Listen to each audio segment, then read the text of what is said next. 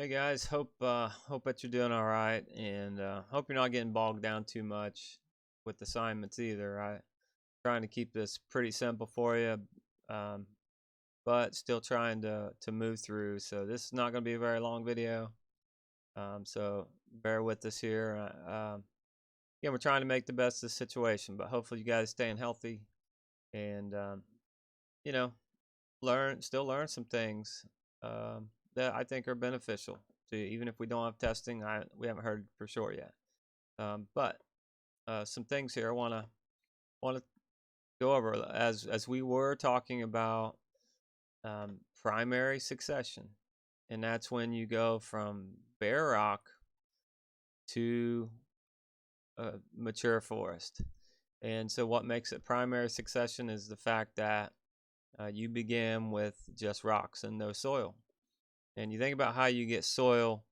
Um, Really, things live, things die, they decompose, and that contributes to the building of soil. So that's really what you have here in primary succession. All right, secondary succession, and I'll just read this: succession in a place that has soil and was once the home of living organisms. So after a fire, a forest burns down, that forest is gone, but it will come back much quicker because you already had soil there. So here would be a diagram of secondary succession, and we start off here with the forest fire, and then you pretty much start over, and you'll have, again, I guess you can still call these the pioneers. They're a little bit different than in primary succession, but you have these different stages. After a couple years, you're starting to get grasses that are grow and taller weeds. Shrubs start to move in, and some of the trees that are fast growing, and then eventually they get taken over. So that's secondary succession, okay, because it's the second time that forest has grown. So I think that should make sense if you think about the words. And so these are just changes that we see this. We see this in nature years ago. I think in the 80s, the Yellowstone National Park burnt, and it burnt bad. And they were worried if it was ever going to come back. And today, you'd never know there was a fire there. And that's just an example of how forests do grow back over time. So in this picture, you're seeing not all the taller trees were completely burned up completely, but you're seeing growth start to come back. So that's an example of secondary succession. You see this field here, and you've got grasses that are growing. Get back, yeah, some of the trees that are starting to come in. That is succession that's going on. You got a couple different stages of succession that's going on. This is showing just a scene by scene. You start off with a cornfield. Grasses begin to grow years later. Trees start to enter, and then the trees start to get taller, and eventually that could turn back into a forest. So this does happen again a lot quicker. So this diagram here is showing succession. I'd say this is most likely secondary succession because you already had soil to begin with, and that's the difference. This was actually a lake at one time. They call it a bog. And if you notice around the edge of lakes, a lot of times you'll have tree lines. So these are a more mature part of the forest. But over time, things live, things die, they decompose, they start to fill in, maybe runoff from hills. Sediments get eroded and washed into the pond or the lake, and so they can fill in. That's what a bog is called. It's evidence of succession. So it's showing the different stages that starts to fill in over time, and eventually you wouldn't even know it was a lake. But there are ways to tell that it was a lake. This picture here, you got this flower, and in the background right behind that is a tree that burned up. So it's kind of interesting how you've got a contrast of the forests that burn up, but life will come back again. So it's kind of a nice thing to think about around the springtime.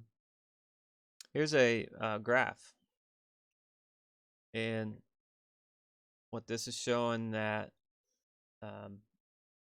the diversity of the forest, it starts to get more and more things show up. So the diversity is going up, and eventually you reach this climax community, and that's the most dense part of succession, the greatest amount of growth. You probably got a good mixture of smaller trees and larger trees, and sometimes that can even decline afterwards, but that is what succession looks like on a graph. You start off with very little plants, and over time you increase to the climax. So I want to show you that example. It's another interesting graph. I'll try to explain this. Is here you've got several, so each line here would be something. So let's say these first 3 lines would be moss, lichen, and algae. So they will begin to diversify and they thrive, but then they start dying off. Well, why would they die off? Well, probably because other species, like maybe grass, start to grow and they're taller, so maybe they take up the sunlight and they survive for a while. And then they die off because shrubs had come in, and since they're taller, they get more sunlight, they begin to take over. And eventually shrubs are taken over by trees.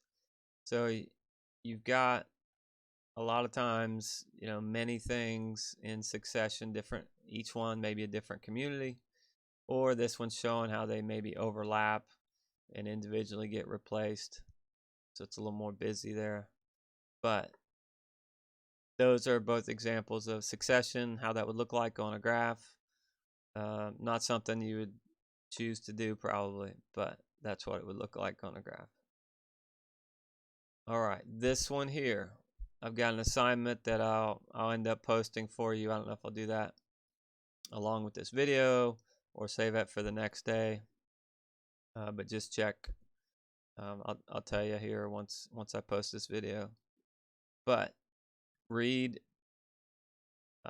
this graph, and you see how some plants show up first, some of them show up later, some of them grow for a while and then disappear. So this is showing succession. And biomass, we're talking about how much of the plants that were there, if you were to weigh them, cut them all down and weigh them, I guess they estimate the biomass. They probably measure the diameter of the tree and can figure that out, how many there are. But it basically means more mass, more of those trees are going to be around. So check that out, see if you can understand the graph, and we'll continue on with this.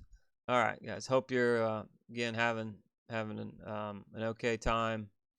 I know you're probably ready to come back to school, but it's going to be another month. But we'll keep working through it. Stay safe, guys. Talk to you later.